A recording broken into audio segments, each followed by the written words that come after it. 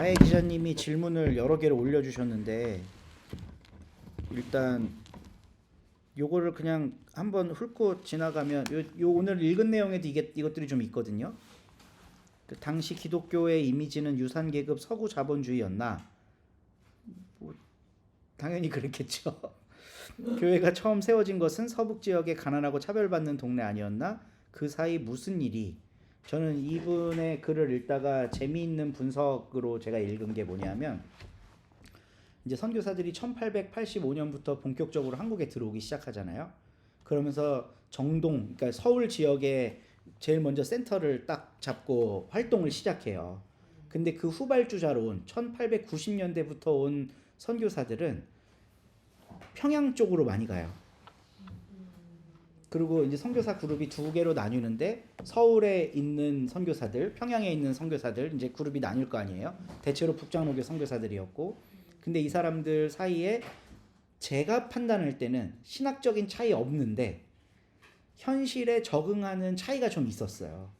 어쨌든 서울은 이제 막 서구 열강이 그 넘보고 있고 일제 위협이 시작되고 이러니까 이런 상황 가운데 우리가 어떻게 효과적으로 선교를 할 거냐 이런 고민을 서울에 있는 분들은 많이 했을 거고 평양에 있는 사람들은 그런 고민을 대체로 덜 해서 자기가 원래 갖고 있던 보수적인 신학을 그냥 막 펼칠 수 있었던 거죠. 그러니까 서울에 뭐 이화대도 세워지고 배제도 세워지고 연희도 세워지고 이러잖아요.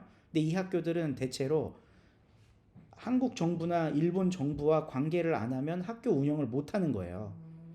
그렇기 때문에 조금 더 진취적이고 타협적이고 사회 참여적이 되는 거죠.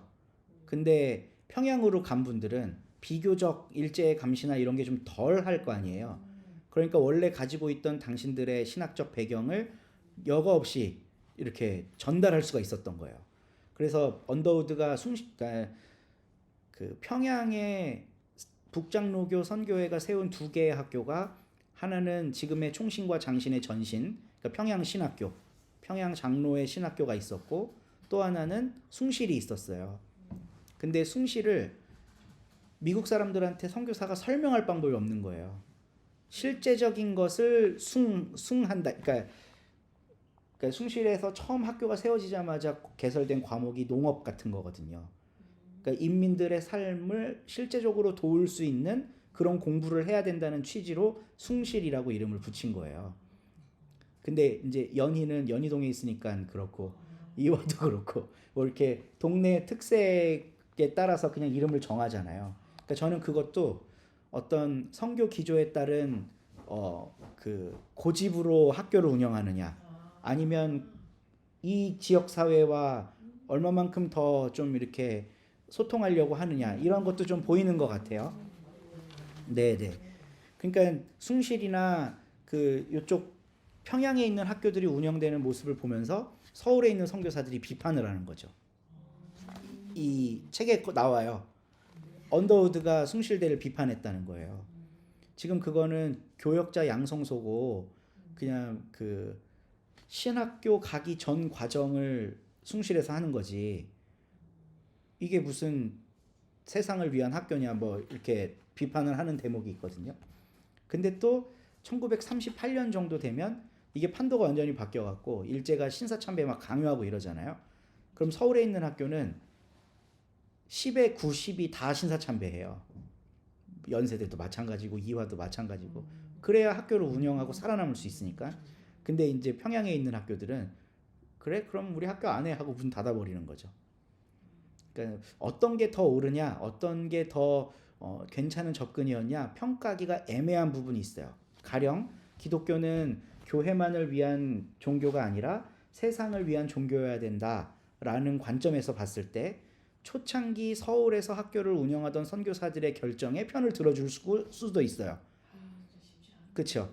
그리고 이제 평양에 세워진 학교들은 그래, 너무 이렇게 보수화돼서 그냥 모든 사람들을 다 교역자처럼 양성하고 성경만 가르치는 이런 건 좀 너무 배타적인 거 아니야? 라고 평가할 수도 있는데 이게 또 1930년대로 넘어가면 판도가 완전히 바뀌어갔고 그렇게 개혁적이고 개화를 촉진시켰던 학교들은 전부 다 일제에 굴종을 하고 그렇게 완고했던 그룹들은 신사참배를 거부했다는 건 그때 당시 굉장히 사회 변혁의 에너지였다는 거거든요.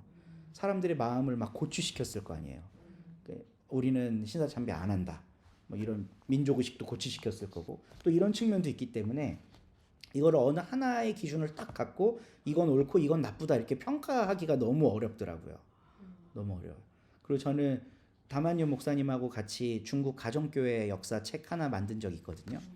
근데 중국 가정교회는 목사님 훨씬 잘 아시겠지만 우리식으로 하면 고신과 합동과 모든 걸 다 합친 것만큼 보수적이에요.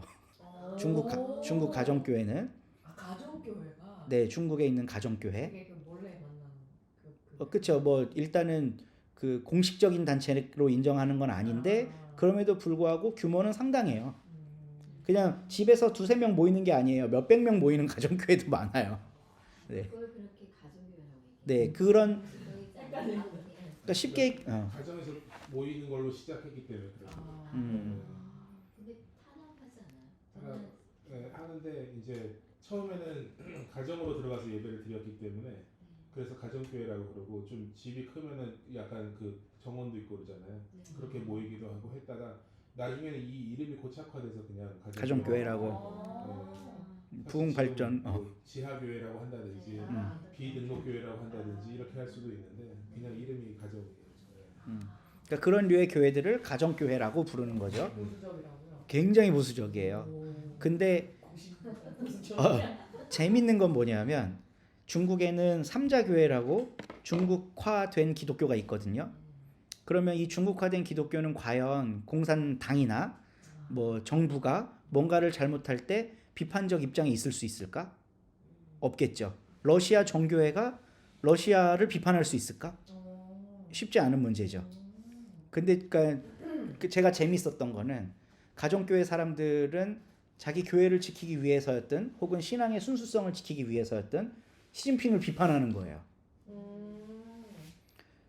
그러니까 한국하고 완전 상황이 달라요. 한국은 보수적인 교회들이 정권하고 많이 유착돼 있고 뭐 이렇잖아요. 그리고 뭐 한신이니 뭐 이런 진보적인 교단들이 약간 정부와 대립각을 세우고 사회 변혁 에너지가 되고 있잖아요. 됐었잖아요. 지금은 아무것도 안 하고 있지만. 근데 중국은 오히려 너무 보수적이고 근본주의적인 그룹이 비판의 목소리를 내는 거의 유일한 기구인 거예요. 그러니까 그냥 단순히 이건 보수적인 거는 체제 순응적이고 사회 참여도 안 하고 이래. 진보적이어야 개혁 활동을 하고 사회 참여를 해. 이런 단순 논리가 통하지가 않는다는 거예요. 그럼 질문. 네. 그러면은 그 보수적이라는 거에 예를 몇 개만 들어주세요. 그냥 단편적으로 하면 성서부어설, 동정녀 탄생설 이런 기독교의 코어라고 하는 교리들의 딱 이게 이제 그 뭐라 그럴까 좀 다른 예를 한번 들어보면 좀 신학적으로 보수적이라는 거예요? 펀더멘탈리즘. 네. 그러니까 동정녀 탄생설이라는 거는 기독교 역사 속에서 1600, 700년 동안 수많은 변천의 과정을 거쳐서 재해석돼 왔었거든요. 좀 어렵지만 근데 이거 안 믿으면 기독교인 아니야라고 그냥 단정 지어버리는 거. 이제 미국을 예로 들면 제일 편한데 미국이 남북 전쟁하면서 우리나라에 온 선교 그룹도 북장로회, 남장로회 나뉘어 있었잖아요. 그게 이제 그 조금 진보적 성향의 북장로회와 아주 보수적 성향의 남장로회가 이렇게 나뉘어 있었던 건데 그게 지금은 하나로 합쳤어요. 이제 미국을 반으로 나눌 수는 없지만 어쨌든 그런 종교적인 보수성과 진보성으로 나눠서 이렇게 나눠보면 그걸 바이블 벨트라고 불러요. 들어보셨죠? 네. 바이블 벨트라는 말. 그래서 남쪽은 노예방 안 되고 뭐 그 여자는 뭐 지금도 남부 기독교의 그 교단들 중에 신학대학원에 여성을 뽑아놓고 안수를 안 주는 거예요. 여성은 안수를 받을 수 없다고 주장하는 미국 교회가 아직도 많이 있어요. 그러니까 한국은 그거 영향받는 거고 근데 미국은 주별로 다 자치를 하기 때문에 그 주의 결정을 따르는 거잖아요. 미국이 중앙에서 왜 여자는 안 돼, 여자도 줘 이럴 수가 없는 거예요. 정교 분리의 원칙이 있기 때문에. 근데 좀 개혁적이고 진보적인 성향의 여성이 남부에 살기 때문에 그 신학교에 갔다가 안수를 못 받는 이런 흉악한 사건을 경험하고 그 주 정부에 이제 신고하고 뭐 재판에 들어가잖아요. 그런 판례 때문에 패소하는 경우도 있어요. 현재도. 그러니까 남부 기독교는 여전히 네네. 그러니까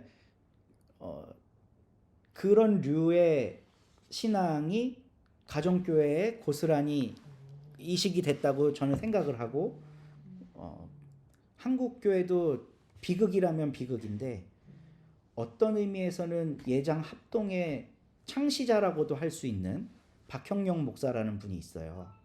훌륭한 분이에요. 뭐 여러 활동 많이 하셨고 박형룡 이름 많이 들어보셨죠? 처음 들어보시나요? 약간 그러니까 예장 통합의 한경직이 있다면 그 합동에는 박형룡이 있고 기장에는 김재준이 있고 여기 김재준 이름 나오죠. 간도에서 그 학교 운영하면서 뭐 문익환이니 이런 분들 제자로 기른 그분 이렇게 크게 세 개의 교단으로 나눠 본다면 고신이 억울해하겠지만 뭐 고신은 한상동 목사라는 분이 있죠. 처음엔 박형룡 목사하고 친하게 지내서 박형룡이 그 고신을 설립하는 데도 기여를 했다가 거기서 또 싸우고 나와서 합동을 만드는 거예요. 근데 이분이 평양신학교 졸업하고 공부를 했을 거 아니에요. 목사가 됐을 거 아니에요. 근데 미국으로 유학을 갈 때 장로교로 안 가요. 남부 침례 교회에서 공부해요. 아니 그냥 뭐 그때는 자기 돈 많아갖고 내가 원하는 학교 가고 이런 게 아니라 장학금 준다면 가고 한국 선교에 관심 있는 미국 그룹들에서 이 사람 온다니까 우리가 초청하자 그럼 가고 이런 구조였기 때문에 이분은 남부로 간 거예요. 이제 예장 통합의 뭐 존경하는 스승이라고 할 수 있는 한경직 목사님은 프린스톤으로 갔어요. 비슷한 시기에. 그러니까 색깔이 달라질 수밖에 없는 거죠. 그러니까 예장 합동을 만들었다고 볼 수 있는 분의 신학적 정체성은 미국 남부 기독교예요. 장로교가 아니라 침례교에서 공부하시니까 남부 침례교에서. 그러니까 아이러니죠, 사실은. 네. 장로교에 가서 공부하고 와야지 장로교 목사가. 그러니까 요즘은 에큐메니컬이 대세니까 어디 가서 공부하든 상관없을 텐데 이제 그때 당시로서는 좀 제가 볼 땐 이상한 선택이었다는 거예요. 그래서 한국에도 이런 교단들이 생기게 된 그런 어떤 신학적 배경은 좀 있는 것 같아요. 그때 1세대 목회자들이 어디 가서 공부하고 왔고 어떤 신학의 영향을 받았냐 이런 것들도 좀 살펴보면 재미는 있을 겁니다. 네, 다 보기는 어렵겠지만. 네.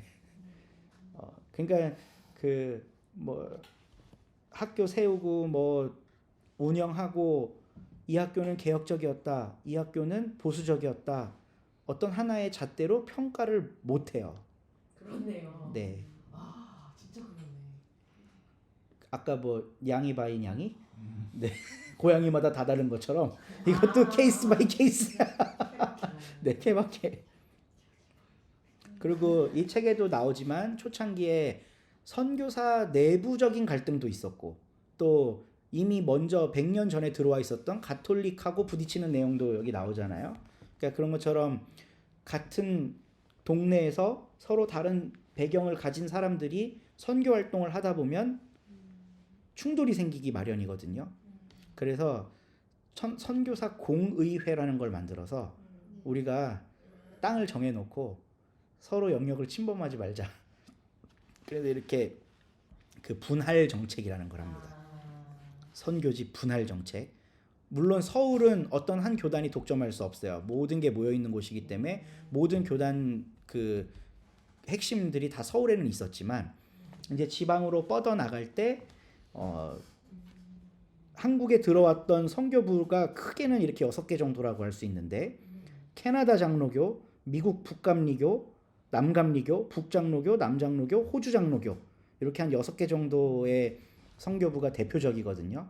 뭐 1910년대 이후에는 뭐 안식교도 들어오고 뭐 여러 그 구세군도 들어오고 성공회도 들어오고 뭐 이렇게 들어오긴 하는데 이 교단들에 비하면 너무 미미하고 작은 수고 이 전체가 네, 그렇죠. 그리고 1910년대 이후부터는 일본 교단이 들어와서 급성장하잖아요. 그것도 또 특이한 사례예요. 그러니까 어쨌든 요 선교부들이 각각 선교 지부를 나눠서 선교를 좀 체계적으로 하기 시작을 해요. 근데 다 대체로 1800년대도 몇 군데 있지만 대체로 이제 1900년대 이후에 선교 지부들이 많이 세워지죠. 그래서 보면 북부는 캐나다 장로교 이제 교회에서 맥켄지 선교사 이야기 뭐 이런 거 들어보셨을 거예요. 한국에 왔다가 이게 병 걸려서 돌아가셔갖고 그 편지들 캐나다 선교부에 보내고 캐나다에서 그것 때문에 더 많이 파송하고 뭐 이런 이야기들 여기에는 안 나오는 것 같은데 그 이야기가 네, 그러니까 각각 선교부마다 자기들의 에피소드들을 많이 갖고 있고 제가 요번에 그 미국 장로교 선교회랑 같이 일하다가 배우게 된 건데 미국 장로교가 참 무시무시한 게 자기들 것만 갖고 있는 게 아니라 호주랑 캐나다 자료도 다 갖고 있더라고요. 그러니까 호주 선교사가 왔으면 자기 선교부에 보고서를 쓸 거 아니에요. 그걸 어떻게 복사를 했는지 훔쳤는지 그거를 미국 장로교가 갖고 있어. 미국 장로교가 갖고 있고 그래서 호주 장로교의 선교 편지를 미국 자료에서 보게 된. 네, 아니 괜찮아요. 이건 뭐 나쁜 거 아니니까. 네, 이미 100년 전이고 다 돌아가신 분들 이야기라 뭐 저작권 기간이 만료됐기 때문에 마음대로 써도 됩니다. 그러니까 요 남부 쪽 경상도 쪽은 호주 장로교회 선교사님들이 많이 들어가 있었고 전라도 쪽은 남장로교 선교사들이 많이 들어가 있었어요. 그리고 북쪽은 캐나다 장로교, 그리고 수도권을 중심으로 북감리회와 북장로회, 그리고 감리교는 일찍이 1910 몇 년인가에 선교부를 하나로 통합해요. 우리 남감리회, 북감리회 하지 말고 하나의 선교부가 되자. 이래서 감리교가 하나가 돼요. 그러니까 그 이후부터는 감리교가 이렇게 그 하나인 채로 활동을 하는 거죠. 그래서 이렇게 선교 지부가 나뉘게 되는데 캐나다 선교사들의 피를 이어받은 그룹이 지금의 기장이거든요. 기독교 장로회. 근데 재밌는 거는 기장의 이름이 PROK라고 남한 기독교 장로회라는 뜻이에요. 그러니까 쉽게 얘기하면. 근데 캐나다 선교사들의 활동은 남한에는 없어요. 북한에만 있어. 이쪽 회령, 성진, 함흥, 용정. 용정은 지금 우리 땅도 아닌데 북한도 지역 아니에요. 그러니까 여기에 선교 역사를 발굴을 못하는 거예요. 유적도 있을 거고 남아있는 자료들이 있을 텐데 그래서 참 기장이야말로 빨리 통일을 해야 되는 교단이 아닌가 이런 생각이 좀 들고 어쨌든 선교사들이 이렇게 지역을 나누어서 선교한 게 효과적이기도 했고 각 지역마다 어떤 특수한 성향을 갖게 되는 배경도 되기도 한 것 같아요. 그리고 실제로 나중에 해방 이후에 한국 교회가 분열할 때 이런 배경이 작용해요. 뭐 예를 들면 김재준은 이쪽 사람인 거예요. 함경도 사람. 그리고 누구야? 한경직은 평안도 사람. 여긴 북장로회가 했었죠. 그러니까 해방 이후에 교단이 분열될 때 김재준 목사랑 한경직 목사 측이 분열이 되잖아요. 그리고 교세도 대체로 평안도에 온 사람들은 한경직 목사 쪽, 그러니까 예장 통합 쪽으로 많이 들어오게 되고 통합과 합동 그때는 하나였을 때 그쪽으로 많이 들어오게 되고 이북 출신들 중에 함경도 지역 사람들은 기장으로 많이 가게 되고 뭐 이런 그 분열의 역사와도 이게 관련이 있어요. 한신대 기독교 장로회, 네. 통합이 장신대, 합동이 총신대, 고신이 고신대.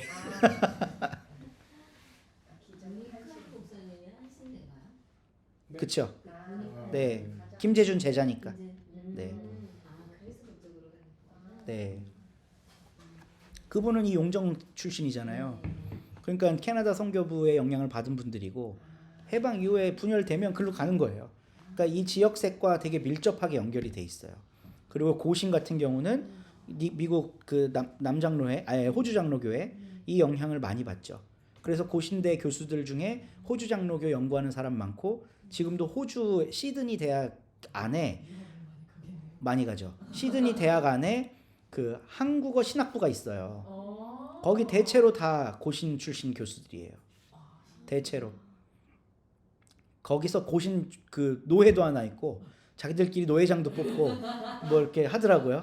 그러니까 호주랑 밀접하게 연결이 돼 있고 경남교권. 그러니까 고신도 결국은 경남 노회가 나뉜 게 된 거니까. 경상도 사람이 많겠네요. 그러진 않나 요즘에? 그러니까 교회는 그럴 수 있지만 호주 이민자가 경상도가 많진 않겠죠. 서울 사람이 제일 많겠죠. 네, 네. 어쨌든 네. 지금도 그 영향 하에 있는 거. 이미 분열의 현실을 살고 있는 우리들이니까 그 영향에 살고 있는 거죠. 그 영향에 그 누가 아직 연구한 적이 없는데 서울에 있는 교회들의 지역색을 연구하는 거 저는 되게 재밌을 것 같아요. 이제 북쪽에서 내려오신 분들이 많이 거주하는 곳, 전라도 분들이 많이 거주하는 곳, 경상도 분들이 많이 거주하는 곳 이런 거를 좀 서울 분석을 해갖고 1세대 이민자들 그러니까 1950년대 이후부터 상경에서 자리 잡은 지역이 분명히 존재할 거거든요. 예를 들면 송파나 은평 이런 데는 전라도가 많이 가요. 그래요? 네, 그쪽에 그래서 큰 교회들 중에 송파랑 은평, 전라교권이 많아요. 그러니까 사이드잖아요. 네. 아, 그러니까 그러네. 그 이쪽 송- 도시랑 저쪽 도시. 네, 지금은 송파보다 강동까지 다 서울이지만 옛날엔 거긴 서울이 아니었거든요. 은평 같은 경우도 수색은 서울이 아니에요. 네, 수색 지금은 서울인가요? 서울이죠. 서울이죠. 서울이죠. 옛날엔 고향이었어요. 고향. 요즘 여기도 고향이에요. 여기도 그쵸. 오, 마포 진짜? 상암 이쪽 안쪽까지 다 고향이었어요. 서대문구까지가 서울이요. 그럼 마포구도 일부 포함이죠. 근데 이거 오빠 이 왼쪽에 이렇게 있으니까 아니었을 가능성이. 네, 사대문 안쪽이 서울이었던 거잖아요. 네. 이제 그 외곽 지역들에 가난한 사람들이 모여 사는데 수색은 백정들이 많이 살았어요. 아, 왜- 가장 완전 왜냐면 서울에 고기를 대줘야 되는데 인접 지역에 살아야 되는 거예요. 그리고 마포에 가면 염리동이라는 데 있는데 거기에 광흥창이라고 있어요. 거기서 있어요. 거기 이제 거기서 살았어요. 네, 거기엔 관리들한테 녹봉 지급하는 곡식 창고인데 거기 옆에는 이제 마포 나루도 있고 뭐 이렇잖아요. 그 마포 나루는 어부들도 되게 낮은 직종이었거든요. 거기에는 어부들이 또 많이 모여 살았어요. 그래서 마포에 보면 동막교회라고 있는데 있어요. 들어보셨죠? 태영 아파트 앞에 네. 안에 있는 거. 네네네. 네, 그 동막교회가 어떻게 세워진 교회냐면 네. 오래됐어요. 거기가. 그 승동교회에서 백정하고 백정하고 양반하고 장로 투표하다가 백정이 되니까 양반들이 뛰쳐나가고 뭐 이런 사건들이 좀 있거든요. 네. 그래서 만들어진 교회가 또 곤당골 교회인데 그 곤당골 교회에서 또 투표를 했는데 백정 장로 싸움이 생긴 거예요. 네. 그래서 결국은 백정들이 쫓겨나요. 네. 그래 쫓겨나갖고 마포까지 내려와서 마포에서 제일 가난한 존재였던 어부들하고 연합해서 세운 교회가 동막교회예요. 네, 재밌죠? 내들 다니던 교회. 네, 그러니까 그런 1900년대 초반에 원래 서울에 있는 교회들이 어떻게 형성됐는지도 아주 재밌을 거고 그때는 근데 대부흥이 없어요. 몇천 명 교회 이런 거 없거든요. 다 뭐 100명, 200명 교회들인 거죠. 그래야. 근데 해방 이후에 산업화되면서 지방에서 몰려온 수많은 사람들이 서울 인구를 1000만을 만든 거 아니에요? 그러니까 이 분들이 세운 교회들이 많단 말이에요. 그래서 은평의 큰 교회들은 전라도 교권이 많아요. 대대로 담임 목사가 다 전라도 사람이야. 왜냐하면 교인들이 전라도가 많으니까 비슷한 감성을 가진 사람이 목회를 해야 될 거 아니에요. 근데 제가 사는 동네는 전라도가 많거든요. 어딘데요? 홍제동. 홍제동. 그러니까 제가 그걸 전라도 칸들이 많아요. 어. 실제로 다 사투리가 맞아요. 구체적으로 안 봐서 모르지만 그런 지역마다 특성들이 있을 거예요. 예, 그런 게 나중에 교단이 분열될 때 이 교회는 어느 교단으로 갈 거냐를 선택하는데 굉장히 중요한 요소였겠죠. 이해가 되시죠? 만약에 그 한 교회가 있는데 교단이 통합하고 합동으로 나뉘었어.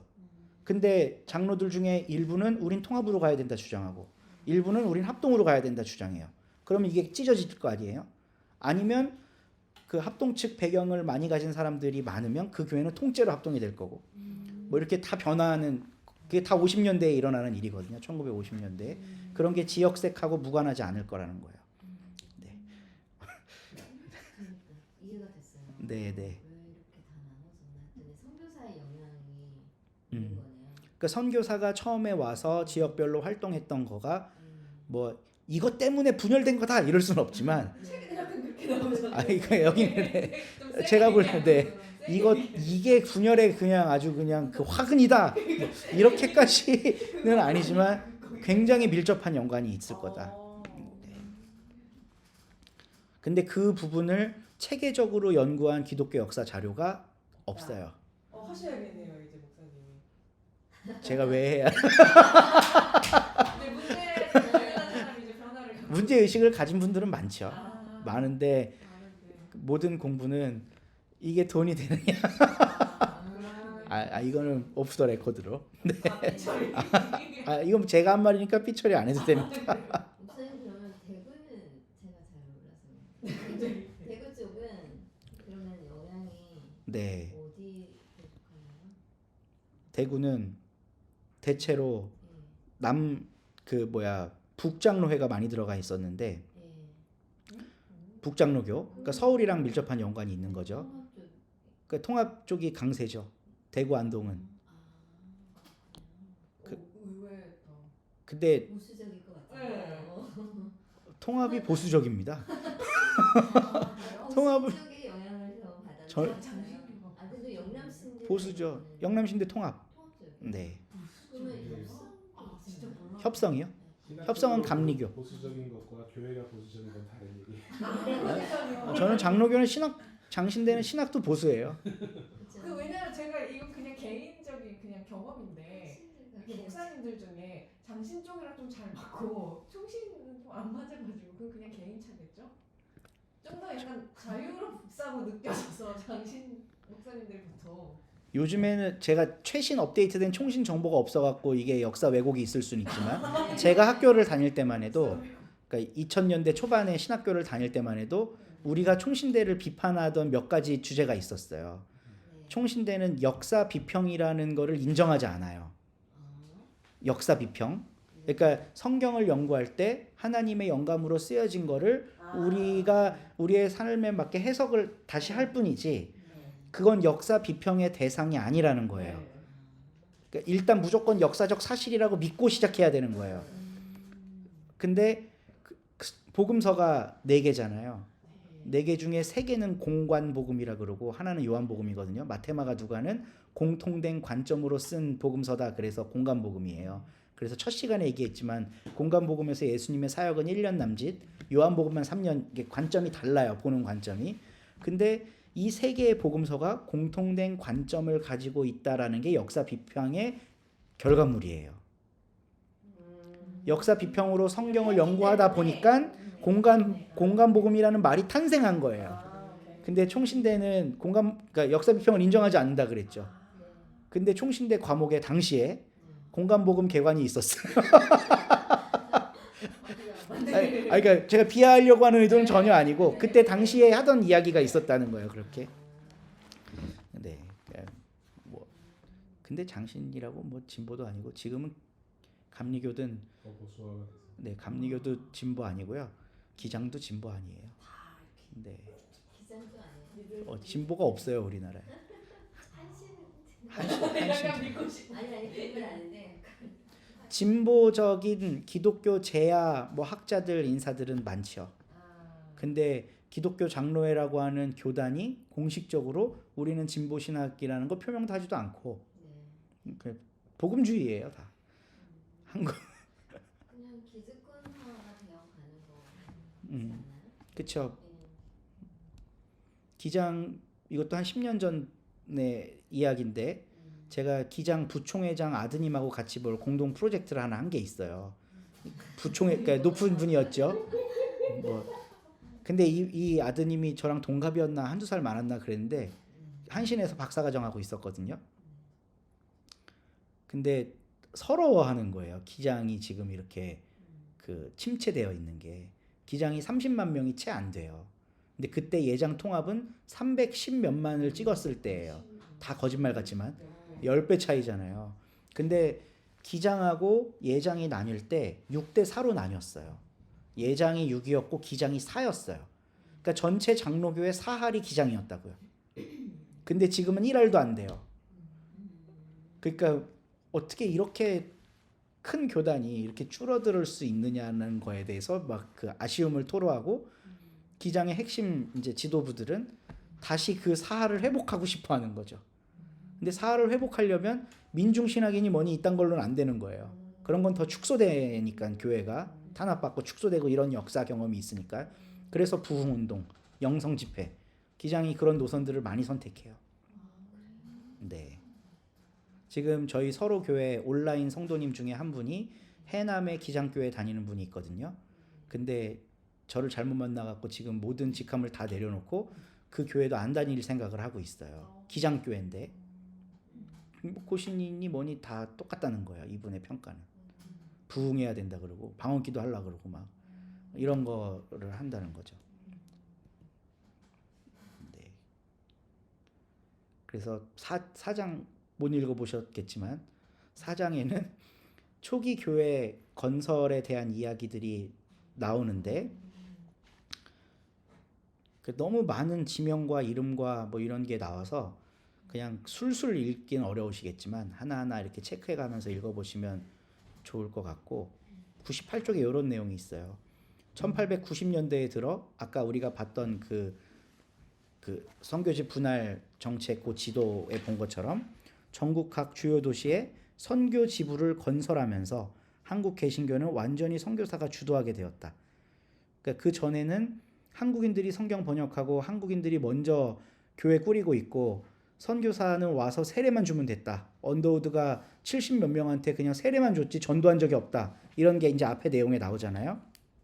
근데 선교 지부가 공식적으로 생기고 난 다음부터는 주도권이 완전히 선교사들에게로 넘어간다는 거예요. 그럼에도 불구하고 한국인의 도움 없이는 전도, 교육, 의료 등 그 어떤 일도 해낼 수가 없었다. 한국인이 있어야 법적 제약, 언어의 한계, 서양인에 대한 두려움, 그리고 개척 선교지의 위험을 극복할 수 있었다. 권서, 조사, 전도자들은 선교사에 앞서 선교 지부와 가옥을 매입하고 전도하여 선교 지부의 기초를 닦았고 선교사와 더불어 교인들을 돌보고 교회를 만들었다. 지금 한국 교회도 뭐 동남아시아나 이런 데 선교사 많이 파송하잖아요. 근데 한국인은 외국인이기 때문에 그 나라 사람처럼 부동산 거래 같은 거 못 하거든요. 그러면 항상 현지인 동역자가 있어야 돼요. 그 사람이 매입해주고 그러니까 똑같은 거를 이때도 이제 했을 수밖에 없다는 거죠. 한국인들이. 그리고 저는 한국에서 기독교가 급속도로 이렇게 성장할 수 있게 된 주요 동력 중에 하나를 권서들의 활동이라고 생각해요. 권서가 뭐냐면 성경책을 권하는 사람이라는 거예요. 권한다. 근데 다른 이름으로는 매서인이라고도 불려요. 파는 거죠. 권하면 줘야 될 것 같잖아요. 그래서 사실 저는 권서보다 매서라는 말을 좋아하는데 공짜로 매서는 파는 거니까 실제로 엄청나게 많은 매서인들이 성경책을 팔아요. 그분들의 영향으로 이 복음이 엄청나게 확산된 거죠.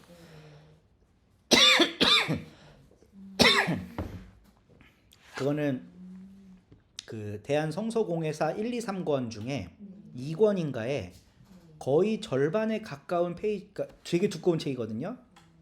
절반에 가까운 지면을 할애하면서 활동했던 권서들의 이름과 지역 이런 거를 정리해 놓은 자료가 있어요.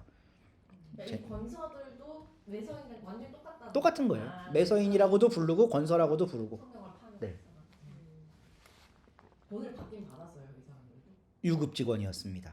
진짜? 성서공회에. 네, 무료로 한 사람은 없어요. 네. 아, 있을 수도 있겠죠. 무료로 한 사람 제가 네, 네.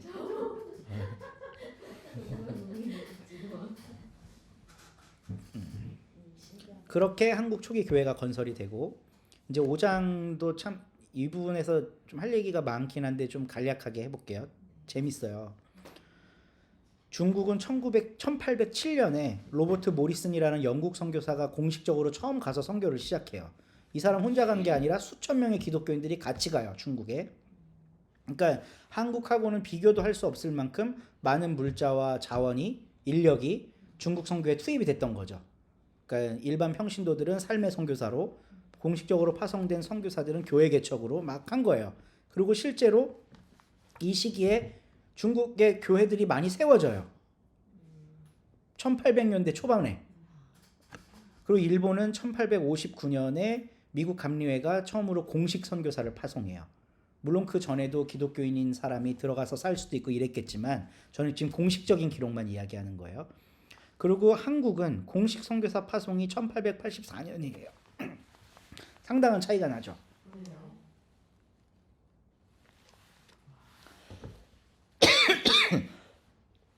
제가 이 죄송해요.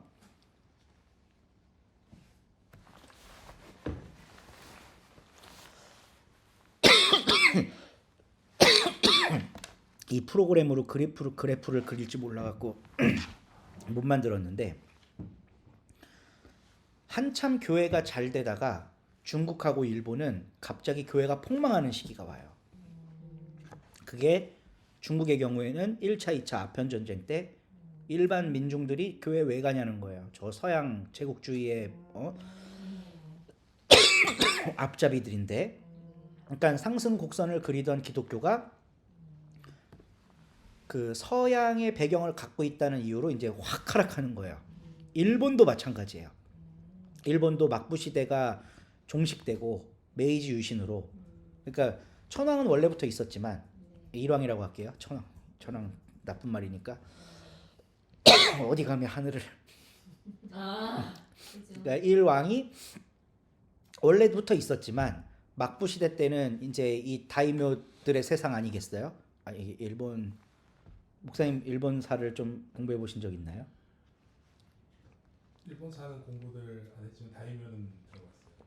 네, 장군님들 네. 우리가 아는 뭐 도요토미 히데요시 오다 노부나가 그 뒤를 쫙 이어나가는 사람들, 이런 사람들이 그 어떤 의미에서는 천황은 상징적인 일왕은 상징적인 인물이고 실권자들이었단 말이에요.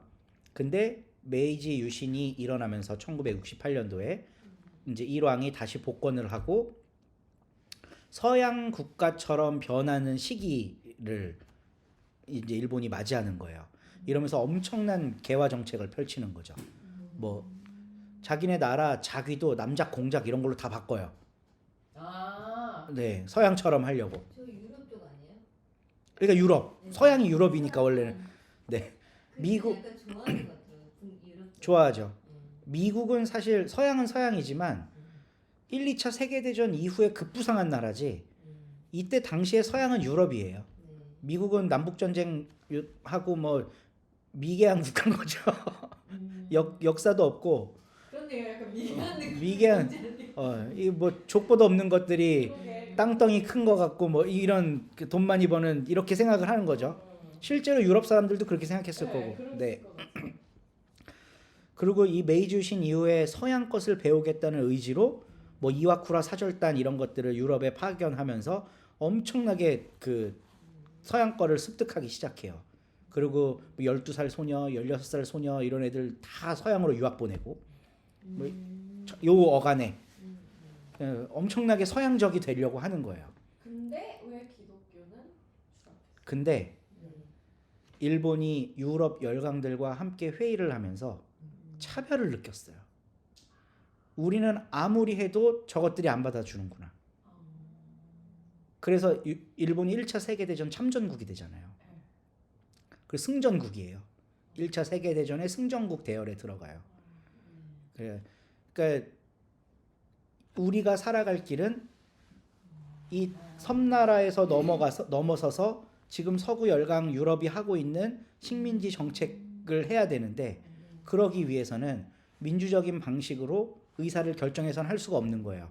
그래서 이때부터 그러니까 외형은 서양을 따라가지만 실질적으로 서양적인 것에 대한 배격들이 많이 생기는 거죠. 우리를 무시했다고. 그래서 천황 중심의 신도주의로 바뀌는 거예요. 그게 1873년도에 신도주의가 공식적으로 채택이 됩니다. 신도, 일본 신사. 네. 그러니까 신도의 최고는 이제 일왕의 조상들을 숭배하는 거고, 그 이외에 수많은 나라를 위해 산 사람들, 그 달인들 이런 것들을 각 지역 사회까지 쫙 퍼뜨려 갖고 신도주의로 되는 거예요. 그러니까 물론 이 이전에도 일본 사람들은 각자 신사들을 갖고 있었겠지만 국가가 신도를 주도하기 시작한 거죠. 이때부터. 그러니까 서양 기독교에 대해 배척이 일어날 수밖에 없는 거야. 좀 이렇게 구조가 이해가 되시죠? 그러니까 일본도 서양의 모멸감을 느낀 거예요. 제국주의 침략은 받지 않았지만. 그러니까 서양하고 각을 세우게 되는 포인트가 있다는 거죠. 중국은 뭐 말 다 했고 영국한테 짓밟혔으니까 당연히 서양에 대한 반감이 컸을 거고, 일본도 신도주의를 선택하게 된 이유가 원래 이제 개화를 한다는 건 종교적인 포용성, 개인의 자유 이런 거를 해줘야 되잖아요.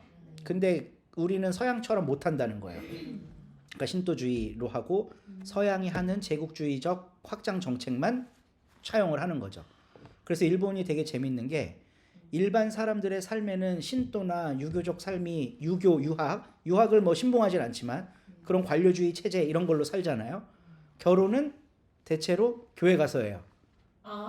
일본 사람들은 서양식 드레스 입고 턱시도 입고 하잖아요. 장례는 불교식으로 해요. 일본 사람들은 대체로. 그러니까 우리는 교회 다니면 관혼 상제를 다 교회에서 하잖아요. 근데 일본 사람들은 일상의 삶은 신도, 결혼은 서양식.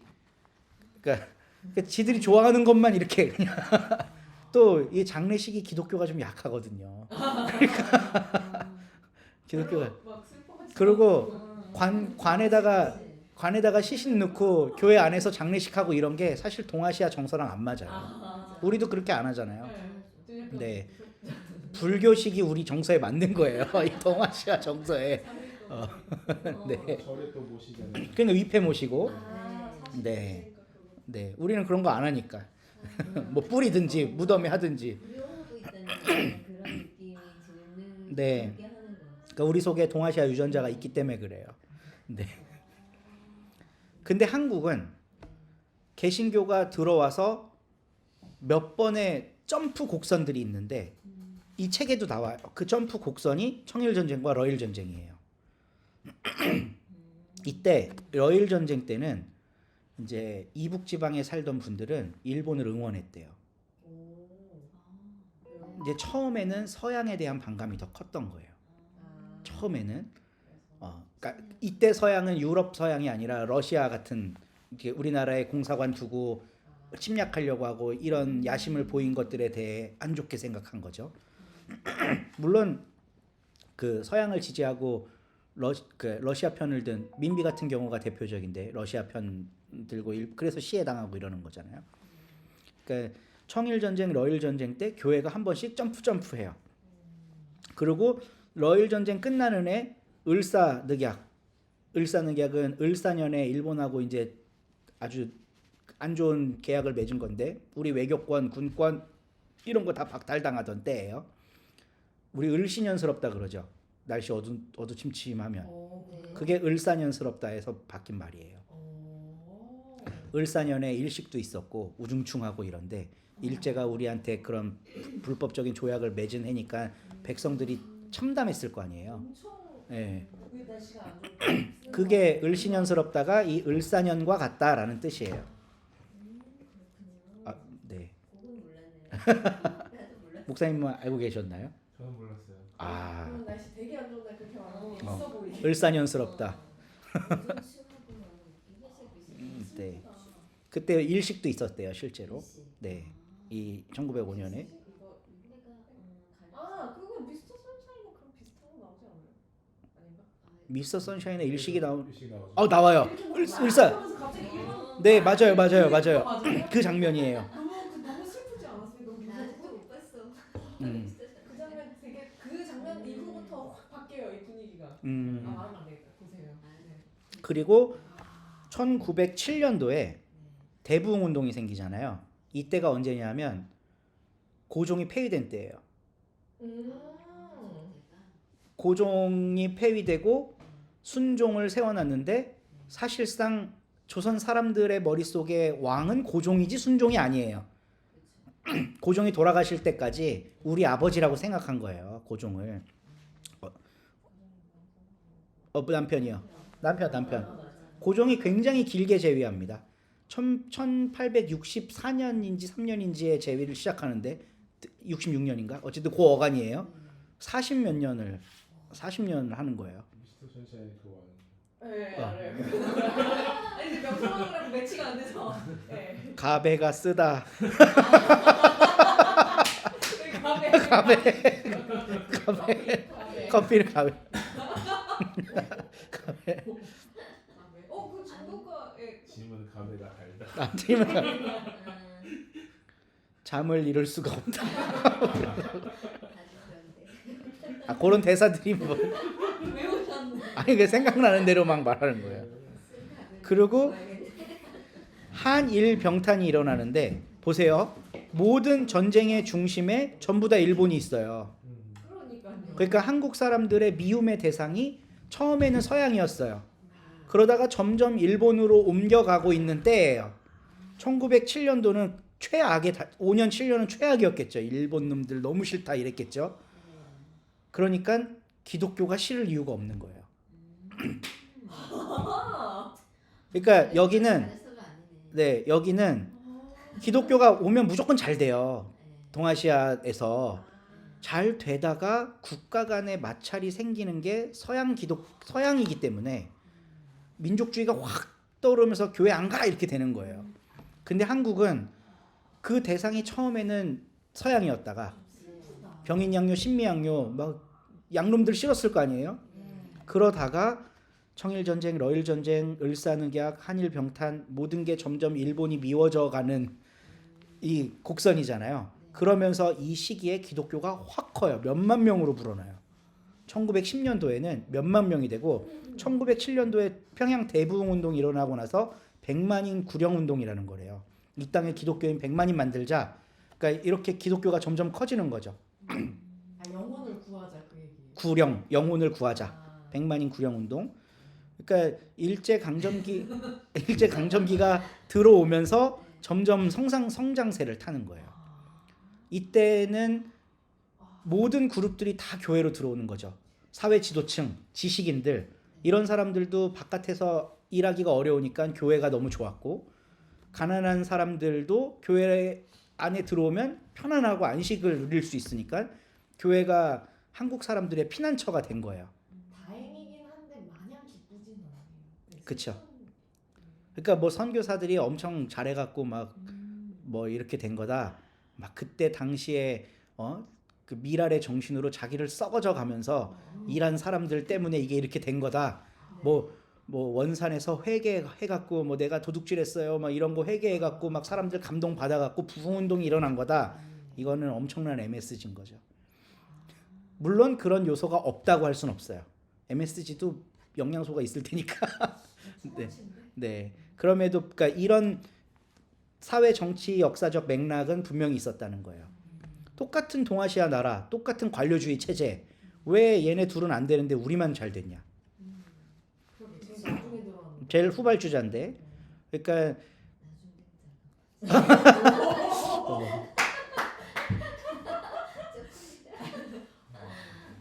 신학적 해석이죠. 네. 목자배실 우리가 좀 다르게. 그 6장은 기독교 민족 운동이라는 게 일어나는데 이분이 누군지 아세요? 이 책에도 다루는 분인데 여러 명 다루지만 저는 그냥 한 사람만 그냥 소개하고 넘어갈게요. 윤치호입니다. 윤치호가 밴더빌트에서 공부할 때 찍은 젊은 시절 사진이에요. 이게 1945년 돌아가시기 전에 멋있어요. 그 두 번째도요? 이분은 뭐 가보 개혁이니 뭐니 이런 거에도 참여하셨고 굉장히 그러니까 사회 개혁을 추구했던 그 인사 중에 하나고 그렇기 때문에 민비가 굉장히 총애했어요. 민비가 그쪽 지지했거든요. 명성황후. 민씨. 민씨, 네, 민비. 원래 이름은 민자영입니다. 민자영. 이름 예쁘다. 시스럽지가 않네요. 그러니까 이제 제가 민씨여 갖고 그 이제 민씨 왕후들에 대해 좀 한번 이렇게 살짝 알아본 적이 있는데 조선 왕조에 민씨 왕후가 거의 제일 많아요. 왜냐하면 건국 초기부터 그 아니 저는 왕족이 아니죠. 이 씨가 왕족이죠. 외척이죠. 외척. 숙청당한 외척. 그 이방원의 부인 민다경. 용의 눈물 이방원. 용의 눈물하고 용용이 나르샤.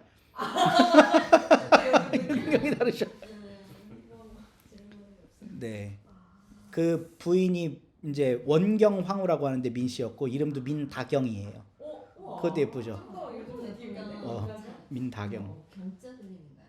아니요, 저희 아버지가 경자 돌림이고 그때 당시에 여성한테 돌림 안 썼을 거예요. 그리고 이거는 학자들마다 의견이 좀 분분한데 이름이 없었을 거다.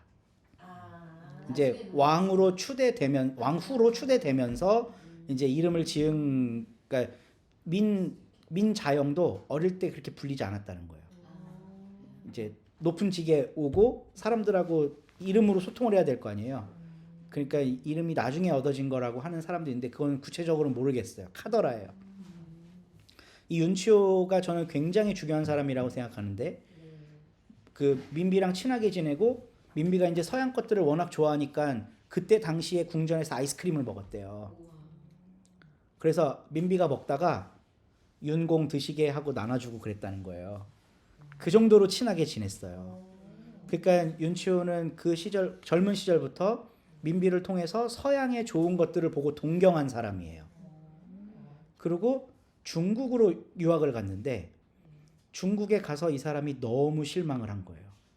여기는, 죄송해요 목사님, 중국 분이 계신데 이런 이야기를 해서 온 천지에 대변이 돌아다니고 있는 거를 본 거예요.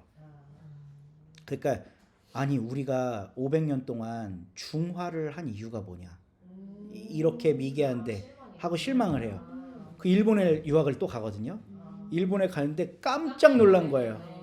그래서 1890년대 이후에 이제 일본에 갈 때는 차라리 우리가 서양에, 그러니까 일본한테 지배를 받는다는 생각은 그땐 꿈에도 못했고 서양화된 일본이 이렇게 근대화가 잘 되고 잘 사는 걸 보면서 차라리 우리도 누가 식민지 했으면 좋겠다는 생각을 해요. 근데 그러면서도 독립협회니 뭐니 이런 대한제국의 발전을 위해 열심히 일을 하고 그 민비의 오다를 받아갖고 일을 하러 다녔겠죠. 그러다가 미국을 유학을 가는데 어디서 유학 많이 갔네요.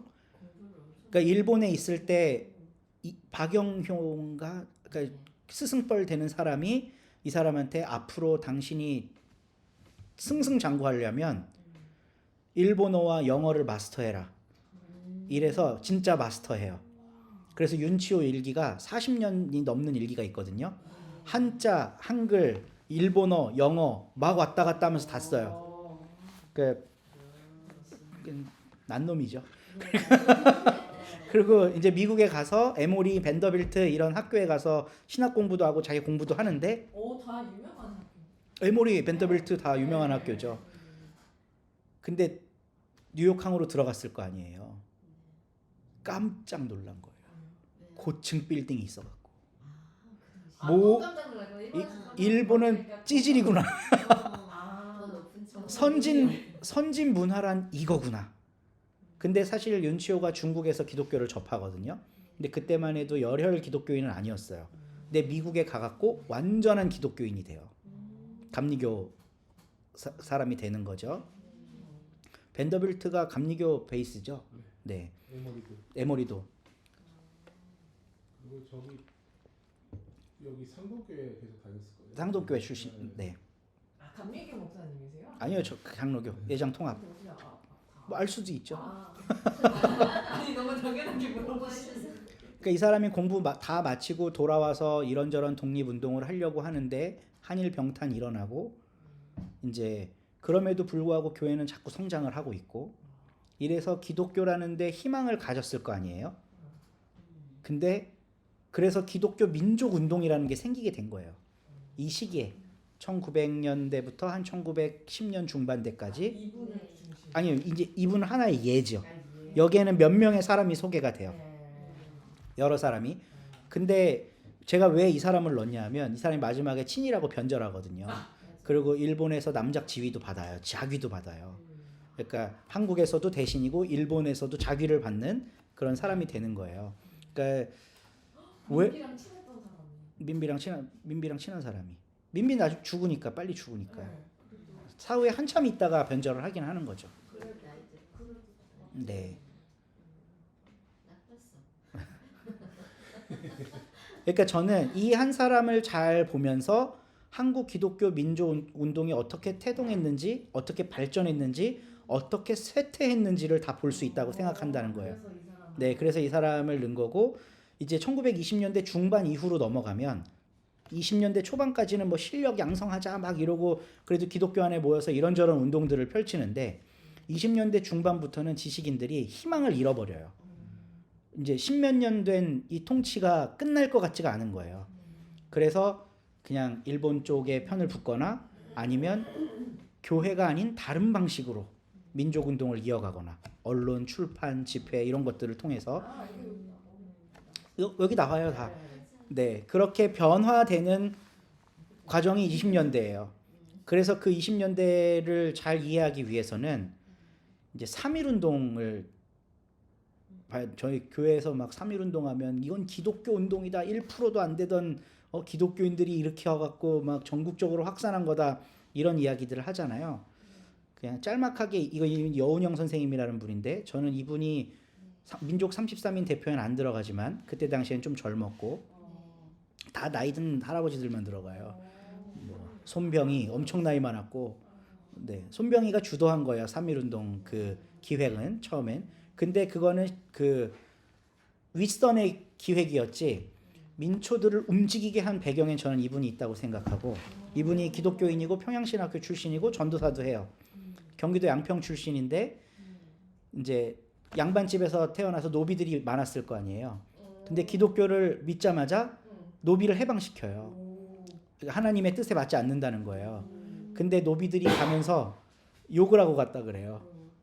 뭐 이렇게 잘 있어라 이 XX야 막 이러면서 간 거죠.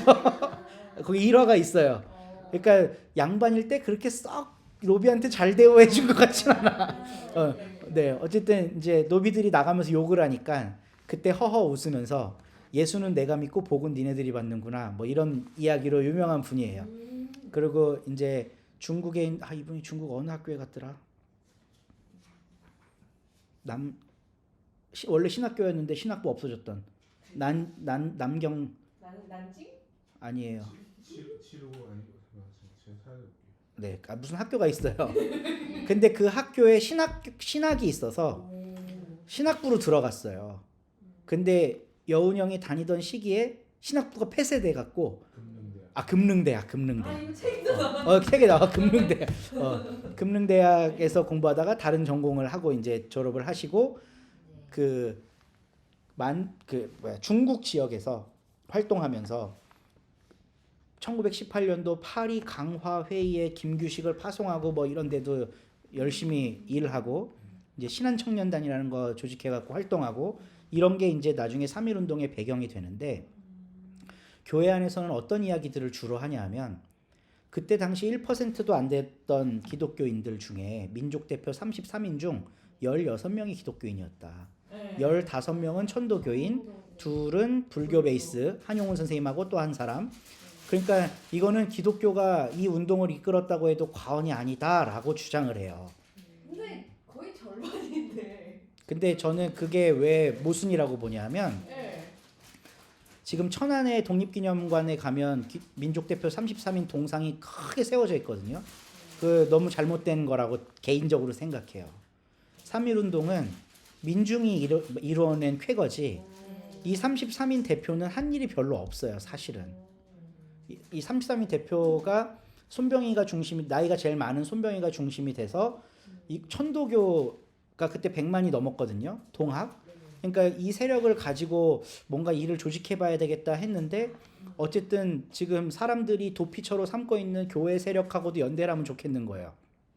그리고 불교한테 따로 손 내민 건 아닌데 한용운이나 이런 선생님들이 훌륭했으니까 그 둘을 초청해서 불교가 2명이 된 것뿐이고 그때 당시 불교는 뭐 일을 못했으니까요.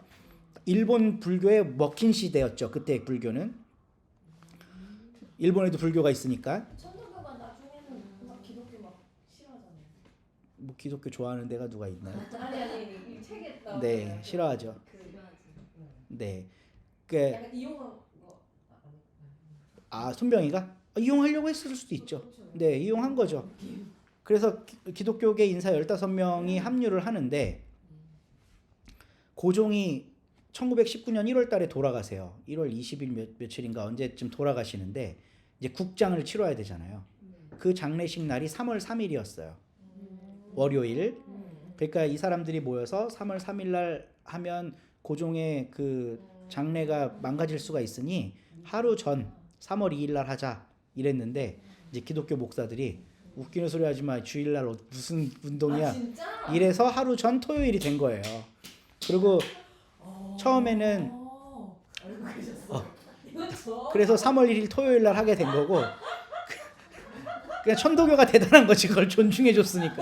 그러네요. 네. 오, 배려줬네. 하루 아니 일요일 날 하면 얼마나 좋아. 쉬는 날인데. 근데 그 전날 하게 된 배경에 그런 게 좀 있었고 배경이 있었고 이때는 다 일하지 않았나요? 네. 그렇죠. 노비들한테 일요일이 어디 있어요. 네, 민중한테 일요일이 농사꾼한테 일요일이 어디 있어요. 그거는 우리나라가 해방된 이후에나 좀 정착된 거죠. 휴일 개념이라는 근데 건. 어쨌든 주일이라서. 네, 그래서 하루 전이 된 거예요. 그리고 재밌는 게요. 민중들은 파고다에서 하려고 준비하고 있고 이 33인 대표는 철저한 비밀, 조용히 하자. 이 운동은 우리가 선언서를 낭독하는 것만으로도 충분하다고 생각한 사람들이에요. 그래서 태화관이라고 하는 지금으로 치면 단란주점이거든요. 그러니까 손병이나 이런 분들은 그런데 많이 갔을 거 아니에요. 친척이었다는 얘기도 있어요. 그러니까 누가 설민석이라는 사람이 그 얘기했다가 천도교에서 엄청 폭격탄 맞았는데 근데 태화관에서 33인이 모인 건 팩트예요. 요정에서 기생들 있는 데서. 근데 그것 때문이었는지 33인이 안 모여요. 목사 4명이 못 가겠다 그러고 안 가요. 그러니까 결국은 27명만 모여요. 그리고 거기서 은밀하게 둘러 앉아서 기미 독립 선언서 5등은 뭐 어쩌고 하는 그 선언서 있잖아요.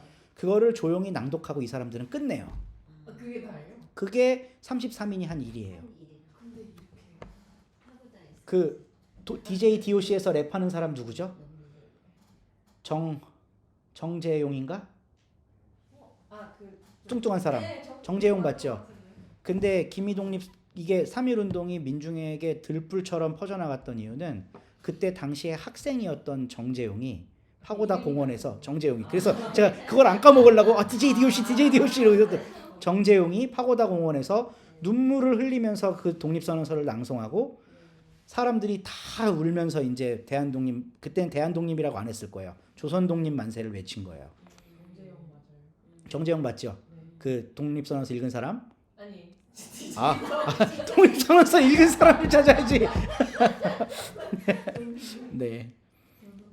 어쨌든 그렇게 3.1 운동이 일어나는데 저는 여기에서 교회의 공은 뭐라고 생각하냐면 3.1 운동이 1919년 3월 1일 날 일어나서 4월 30일까지 약 2달간 전국적으로 일어나거든요. 그리고 실제로 더 재밌는 거는 그러니까 3월 1일 오후 2시에 파고다 공원에서 낭독을 시작으로 운동이 일어나요. 근데 오후 1시에 평양에선 이미 일어나고 있었어요. 사무엘 마펫 선교사 집에 모여서 거기서 복사하고 뭐 마포삼열 마포삼열 집에 모여갖고 이거 그 마포삼열의 그 글에 나와 있어요. 그날 오후 1시에 이 사람들이 교회를 통해 이렇게 모여갖고 이걸 전했다. 그래서 마포구는 아니죠 설마? 당연히 아니죠. 네. 마펫이랑. 사무엘 마펫. 사무엘. 네. 원래 이름은 사무엘 마펫. 그래서 우리 이름 중에 뭐 박삼열 목사님, 그게 사무엘이에요. 네. 사무엘을 한국어로 이렇게 삼열이라고 한 거고 대위라는 이름도 있어요. 뭐 이대위, 데이비드. 네. 머펫이니까 마펫으로 했는데 그게 성이니까 앞에다 갖다 붙여서 마펫. 맞아요. 언더우드는 원두. 그리고 연세대. 유진 벨은 배유지. 그거는 대체적으로 들어올 때 아마도 그 본인이 그렇게 지었다기보다 여기 관원에서 한자로 이름을 적어야 되니까 아마도 그렇게 지어졌어요. 네, 맞습니다.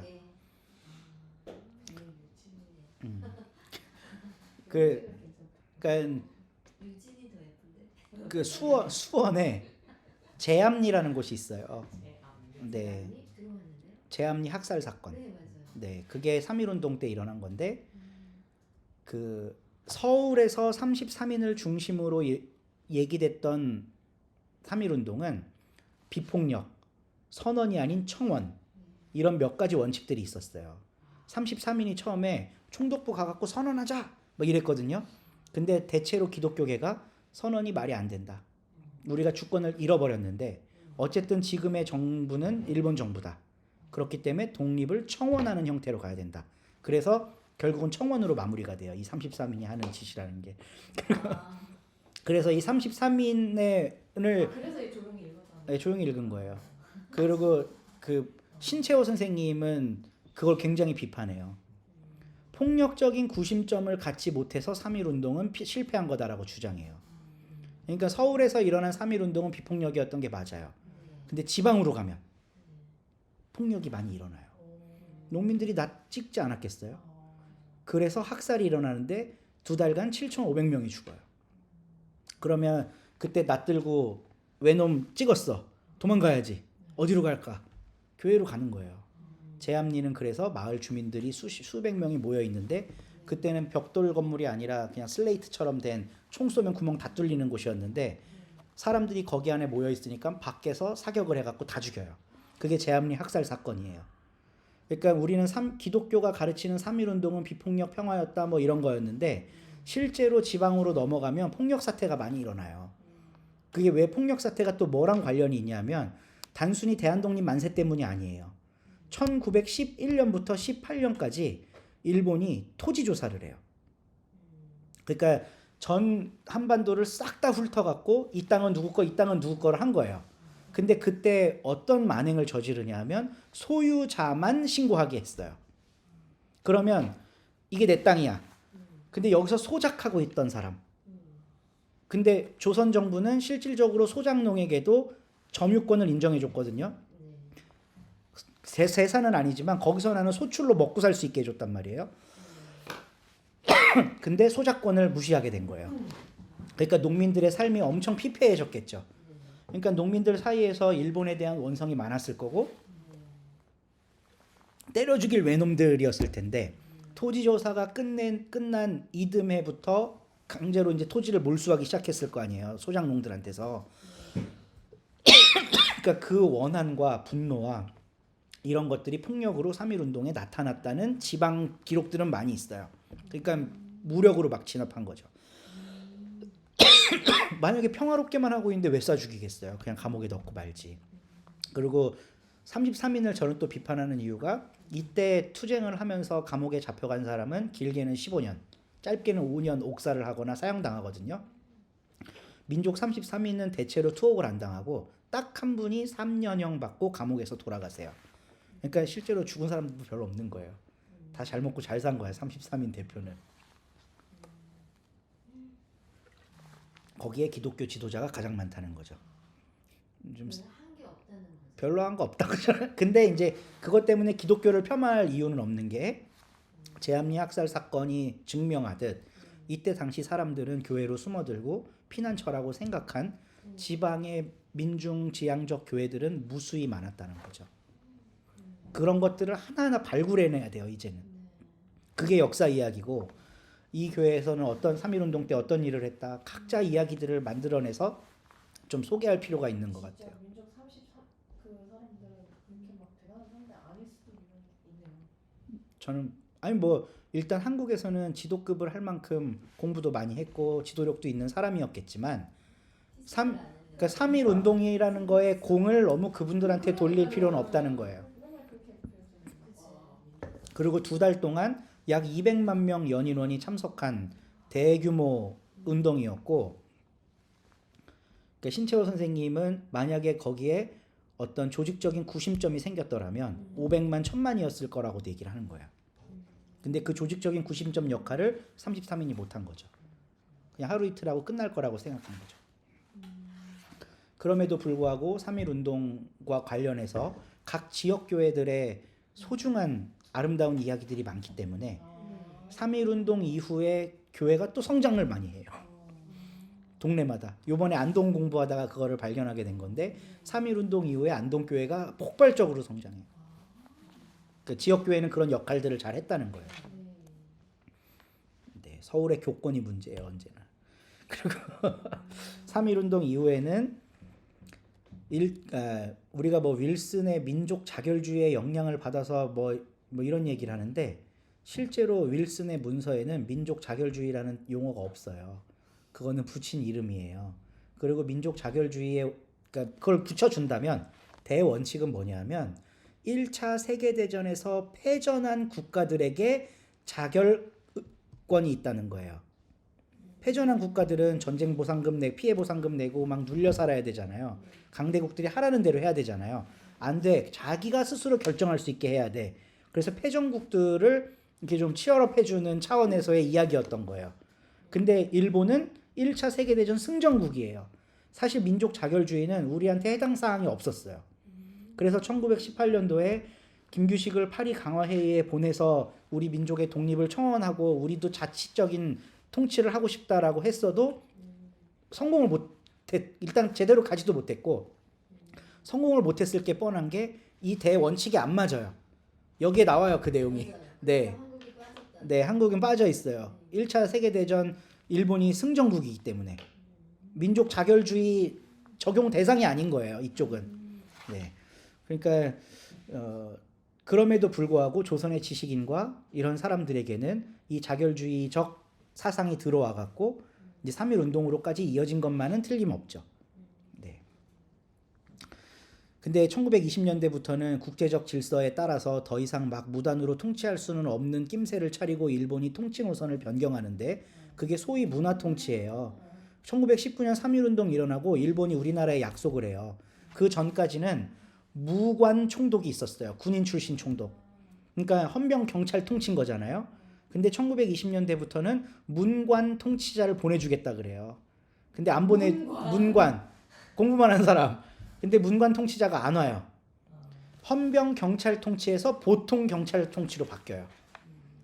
그러니까 겉보기에만 문화 통치지 실질적으로는 그 이전과 달라진 게 없고 이제 역사 연구하는 사람들이 1910년대와 20년대에 일본 그러니까 한국에 주둔하는 일본 병사와 경찰력을 비교했는데 1920년대가 압도적으로 많아요. 훨씬 더 많아요. 나중에 더 많. 그러니까 1910년대는 우리가 끔찍한 헌병 경찰 통치 시기라 그래서 이때는 참혹했고 이 뒤에는 그래도 좀 느슨해졌다고 생각하는데 실제적으로 조사를 해보면 경찰력 군력은 더 증강된다는 거예요.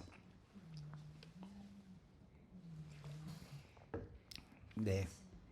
근데 어쨌든 집회, 결사, 언론, 출판의 자유를 제한적으로 허용을 해주니까 딱 1920년도에 동아일보, 조선일보 창간하고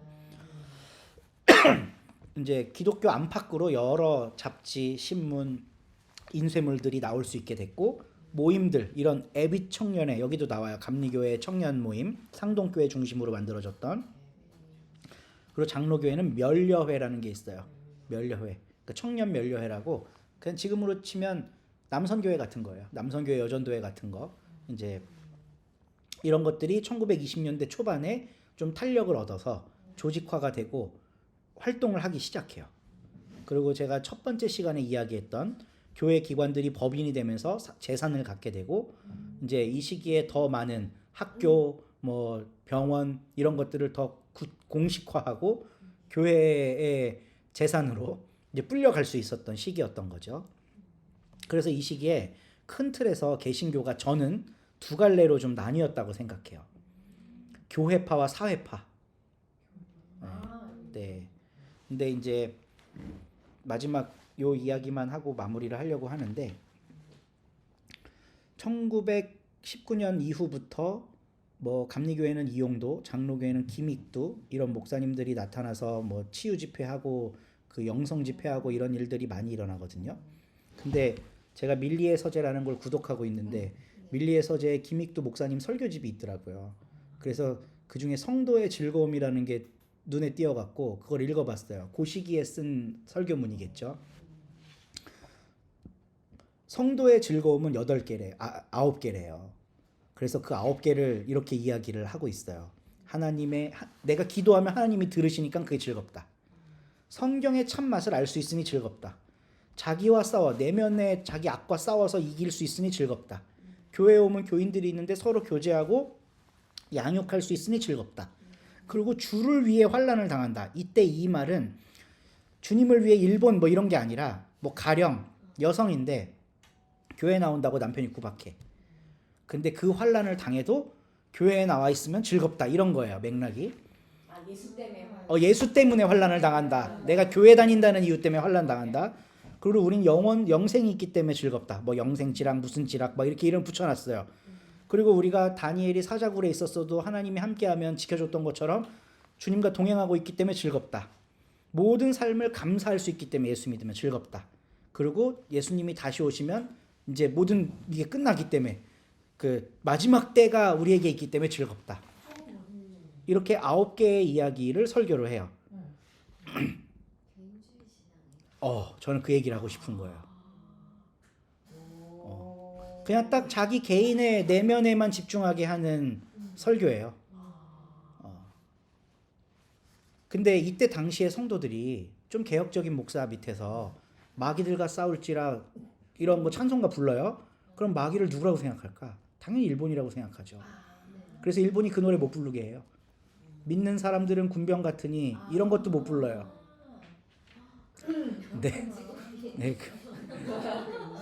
그러니까 일본도 그런 어떤 내면의 기도, 너희 목사들은 성경만 가르치고 그런 개인의 영성 이런 것만 해라고 공식적으로 또 내려오기도 해요. 근데 이때 당시에 1928년도에 함석헌 선생님이 조선의 기독교는 필요하냐 이런 글을 쓰는데 그러니까 이런 진보교의 현상을 보고 좀 비판하신 것 같아요. 조선의 기독교가 필요하다는 것은 그따위 가장자리에 울긋불긋한 것, 외적 향상 진보를 위해서가 아니다. 그런 것이 아니고 다른 아무 데서도 구하여 얻을 수 없는 근본 진리가 거기 있으므로다. 복음의 진리를 지키 사람의 영혼에 투입하여 힘줄과 골절을 쪼개어 이로써 완전히 갱생하여 생명에 이르게 하는 능력이 있기 때문이다. 저는 이거 보고 눈물이 좀 났었는데 처음 읽을 때 오늘 우리는 생활에 파멸을 당한 자들이다. 생야 사야 하는 생명의 극한 점에 선 우리들이다. 우리는 물질 정신을 물러나고 각하의 사의 아면을 굽어보고 부르르 떨고 있는 자들이다. 이제 여기서 더 밀린다면 새 힘을 얻어 아면을 건너뛰어 광명의 저쪽에 가거나 그렇지 않으면 발이 선 자리에 거꾸러져 거꾸로 아면에 삼켜버리는 것의 어느 한편이다. 그러니까 일제의 이런 체제에 그냥 거꾸러져서 굴종하고 살 거냐? 네네. 아니면 한 발자국 뛰어넘어 볼 거냐? 뭐 이런 이야기를 하기 시작하시는 거죠. 그래서 오늘 여기까지 하고 다음 시간에는 이제 일제 강점기에 이런 함석헌과 같은 선택을 했던 사람들 이야기, 대안적인 선택을 했던 분들의 이야기를 좀 나눠보도록 할게요.